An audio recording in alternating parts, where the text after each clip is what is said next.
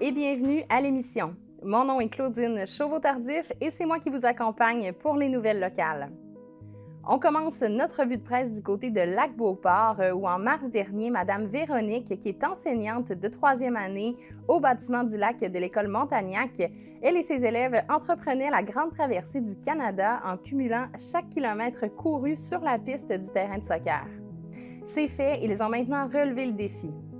C'est avec beaucoup d'énergie et de bonheur que les élèves de la classe de Mme Véronique ont réussi leur défi le 19 juin dernier de traverser le Canada. Il s'agissait là des derniers efforts pour atteindre leur destination, soit Vancouver. Ils étaient accompagnés par leurs parents et leurs amis. En plus d'avoir couru près de 5000 km ensemble, les élèves ont amassé un montant de 1 105 $ pour la Fondation Cité Joie. Félicitations à toutes et à tous et bravo à Mme Véronique pour ce projet mobilisateur. Lisez l'article complet à la page 8 de l'Écho du Lac pour obtenir plus de détails sur ce projet. Et on poursuit du côté de Sainte-Brigitte de Laval où près de 300 personnes ont participé le 22 juillet dernier à la course à obstacles Le Nordais. L'événement qui a eu lieu au Centre récréotouristique des Hautes-Terres a donné lieu à des prouesses spectaculaires, tant de la part des enfants, de leurs parents ou encore des athlètes venus de partout pour relever l'un ou l'autre des défis de la course. Malgré la température quelque peu maussade, les sourires étaient présents sur tous les visages. Les organisateurs Marc-André Bédard et sa conjointe Claude Godbout ont indiqué qu'ils seront de retour l'an prochain au Centre récréotouristique des Hautes-Terres pour une nouvelle édition de la course Le Nordais. Bravo aux organisateurs et aux nombreux bénévoles qui ont contribué au succès de l'événement. Pour en savoir davantage sur cette course, rendez-vous à la page 5 du journal Le Lavallois. Et maintenant, à Stoneham, la municipalité tient à souligner la belle participation citoyenne lors de la soirée de court-métrage du 2 août, présentée par Regard, Festival international du court-métrage au Saguenay. Les 80 spectateurs installés sous le toit de la patinoire du Parc des Fondateurs ont voyagé dans des univers magiques et colorés au gré des films. Les collations ont été assurées par la formidable équipe de la Maison des Jeunes et les prix de présence ont été offerts par Souffler les braises, permettant ainsi à 5 personnes de repartir avec 2 billets gratuits pour assister au spectacle déambulatoire La Rivière qui vient de loin. Découvrez les images de cette soirée sur le site web de la municipalité. Également, la Crankworx Summer Series Canada sera de retour dans la région de Québec du 1er au 4 septembre. Les activités se tiendront à la fois au centre de loisirs Empire 47 à Lac-de-L'Age et au Sentier du Moulin à Lac-Beauport. Offrant 4 jours d'action sur 2 sites, l'événement se veut être une véritable célébration de la culture et de la communauté du vélo de montagne au Québec. Ainsi, tous les adeptes de vélo auront l'occasion de participer à cette série et de se qualifier pour les épreuves de Crankworx. Lisez l'article complet au www.metroquebec.com pour obtenir plus de détails sur l'événement. Il s'agit d'une édition extraordinaire que la 17e des 24 heures du lac Archibald. Grâce aux quelques 300 participants, l'organisation a récolté cette année la somme record de 210 000 $. Cette année, l'événement a séduit 42 équipes qui, ensemble, avec les marcheurs d'un tour, ont amassé 210 000 $ au profit de 3 organismes caritatifs. La Fondation québécoise du cancer, Rotary de Charlesbourg et Cité Joie. Une fierté pour Philippe Canac-Marquis qui passe officiellement le flambeau aux joyeux philanthropes qui se sont transformés en véritables éponges pour tout apprendre sur les rouages de l'organisation. Apprenez-en davantage sur cet événement à la page 14 de l'Écho du Lac.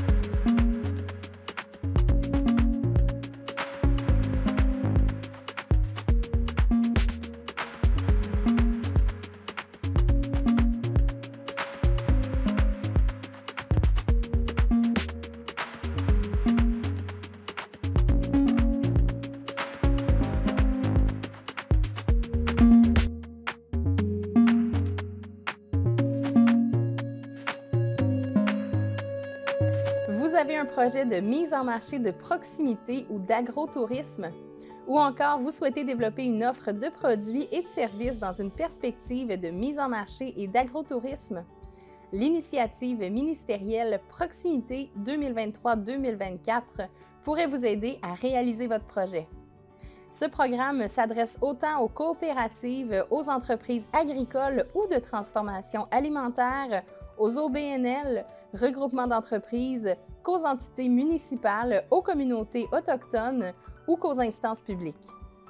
Les projets peuvent être déposés dès le 15 août jusqu'au 15 février ou jusqu'à l'épuisement des crédits. C'est donc dire que plus vous déposerez votre projet tôt, plus vous aurez de chances de le voir retenu. Pour plus de détails, visitez le mapac.gouv.qc.ca.